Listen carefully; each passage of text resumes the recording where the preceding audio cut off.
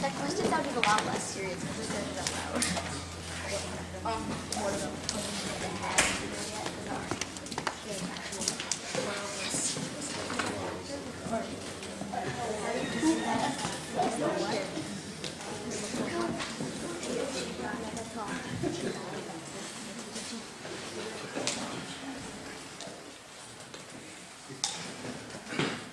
Hi, my name is Linjun. My expert project is on the history of the Three Kingdoms.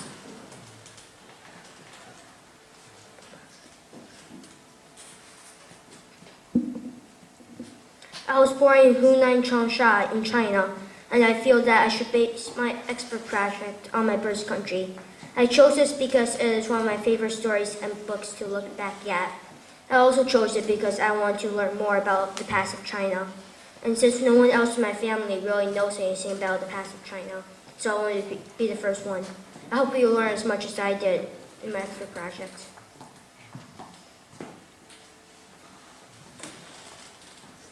My expert project is on the history of the Three Kingdoms, the Shu, the Wu, and the Wei.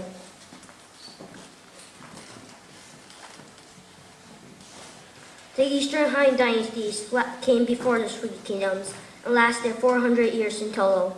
They were one of the longest-lived dynasties. The Eastern Han Dynasty had a huge impact on China today. It lasted so long that people of China call themselves the people of Han.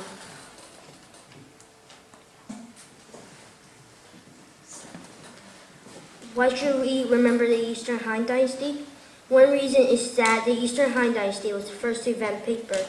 They made it first by cutting the wood, and they would wash it and cook it, stir it and beat it, and then they'll dry it and use it.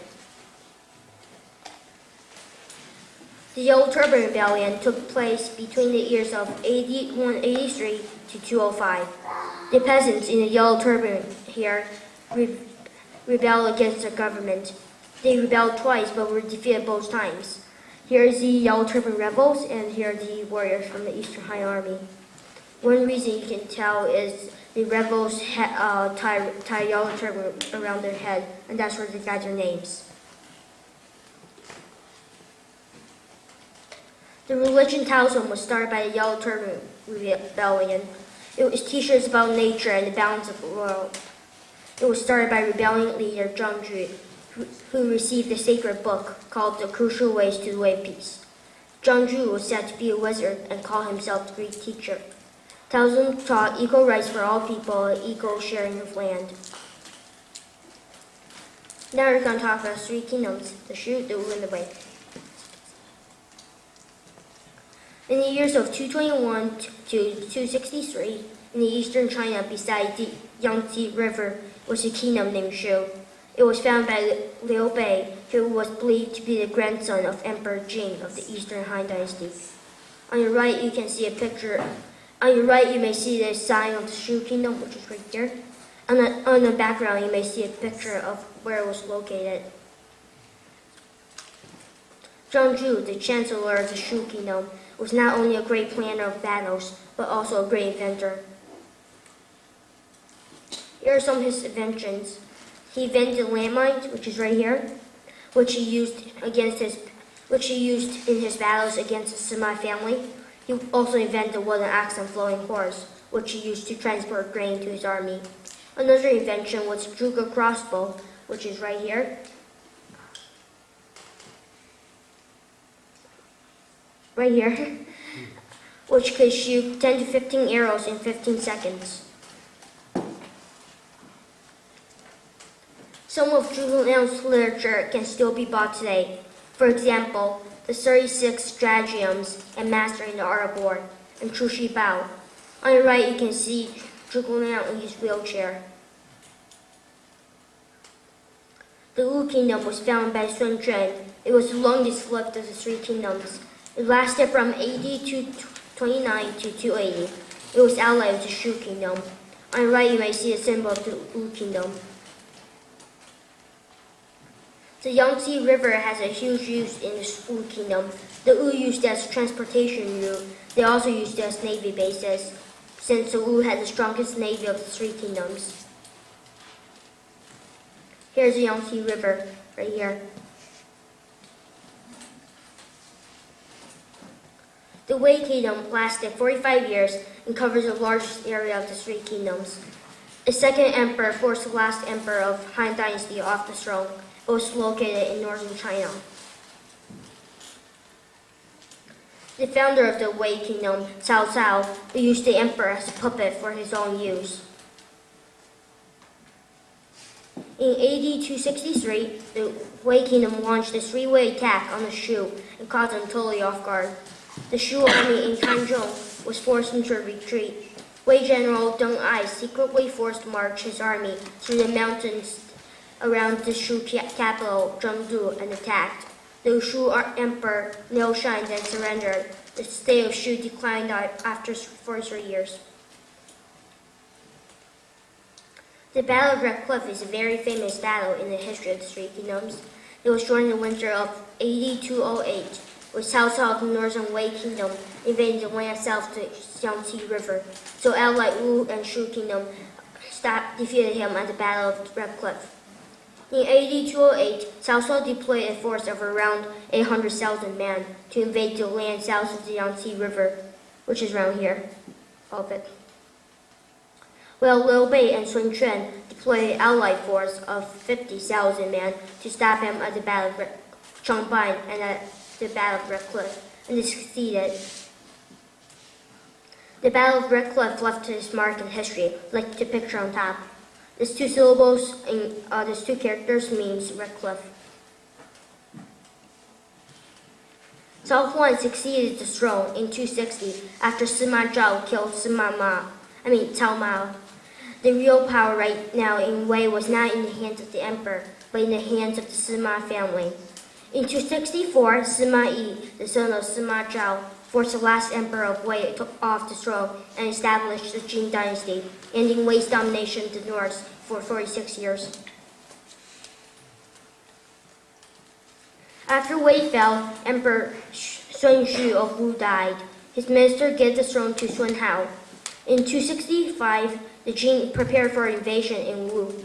In 4 years' time, the Jin built a huge fleet of ships, including professional marines, not just normal soldiers forced to fight on ships.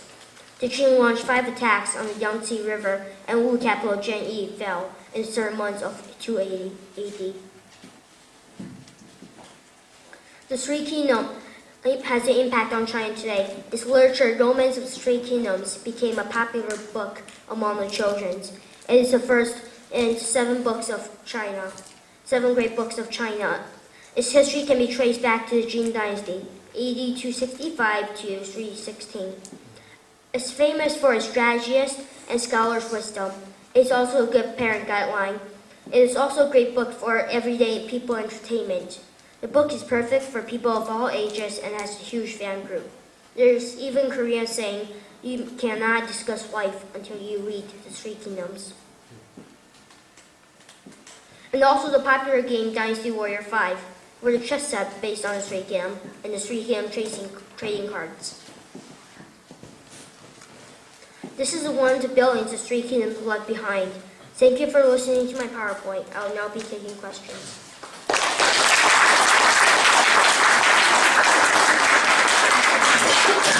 Matthew Carey. You talked about the inventions. I can't remember which kingdom it was, but what is the wooden ox? Oh, the wooden ox and floating horse. Well, historians don't really know what it is. Some believe it's a self-automatic robot. Others believe just a simple wheelbarrow, so no one really knows what it is.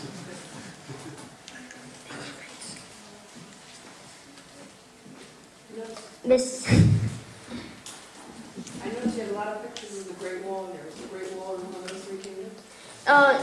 Well, yeah, it existed during the Three Kingdoms. Is it physically in one of those kingdoms? Not really. I don't really think it's further north. So, Linjun, which of the 3 kingdoms was your favorite and why? Probably the Shu Kingdom, which is right here. Since its emperor is kind of famous for his his loyalty to his people, and his really honorable. He's a really honorable emperor. So that leads to my second question. What was your favorite leader or general in any of the three kingdoms, and why? Probably maybe Zhuge now, which is here's a picture of him right here. Since he's like a really good plan, he's like a great strategy person, and he was also a great inventor. He's also well respected during the three kingdoms.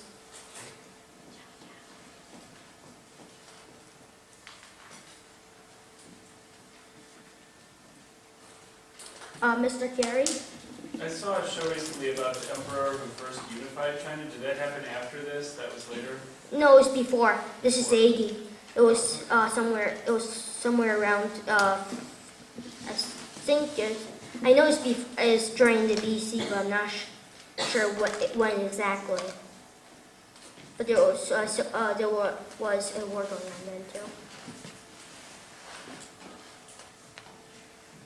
Is that all? Okay, Lindsay. So you studied the three kingdoms. You put a lot of work into this. What did you learn that you can apply to your life? Probably how to be respected, since it says a lot about that, and also if I ever become a parent, which I probably won't,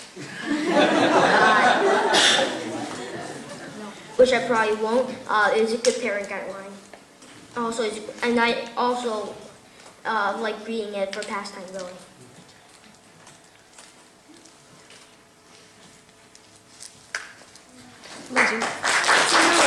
Cinderella, stop. I'm sorry. Do you read it? Did you read it in Chinese or in English?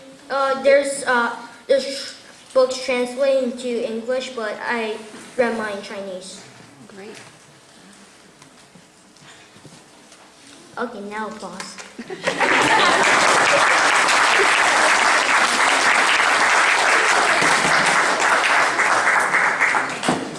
How about we have all the experts stand up here and This is bad.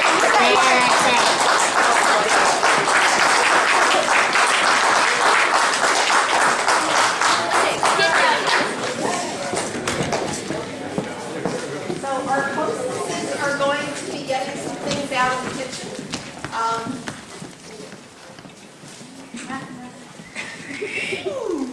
Go, Mrs. Reed. Go. Well, it really has been a delight to work with these guys and see them come along. Really, they have put so much work into all of this. You have to take a look at their reports, and I hope you'll look at the rest of their displays and talk to them. They know a lot more than they told you already. They're a wealth of information. So, we will be having our reception in just a few moments, but maybe while the food is coming out, you guys can go over to your tables and talk to your